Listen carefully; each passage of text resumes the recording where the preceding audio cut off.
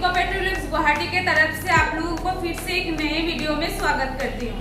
तो चलिए वीडियो को स्टार्ट करते हैं। आप लोगों को दिखाई दे रहा होगा AP3 ग्रीस निक्को ब्रांड। जैसे कि आप लोगों को दिखाई दे रहा होगा ग्रीस AP3 निक्को का ये पाउच है 100 ग्राम का।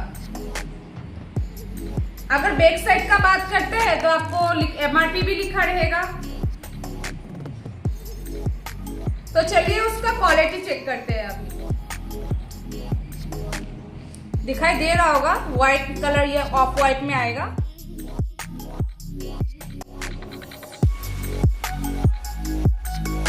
का पाउच क्वालिटी सेम ही आएगा, ओनली MRP आपको बैक साइड में लिखा रहेगा।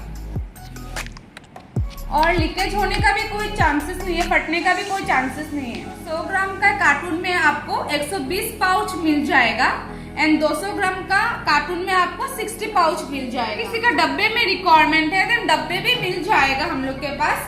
और पैकिंग का बात करूँ तो आपको 100 ग्राम से लेके 170 केजी तक बैरल मिल जाएगा। प्लेस करने के लिए स्क्रीन पे दिए गए नंबर को कांटेक्ट कीजिए और वीडियो देख के अच्छा लगा तो like comment share and channel को सब्सक्राइब कर दीजिएगा और बेल आइकन को प्रेस करना ना भूलिएगा। Thank you for watching.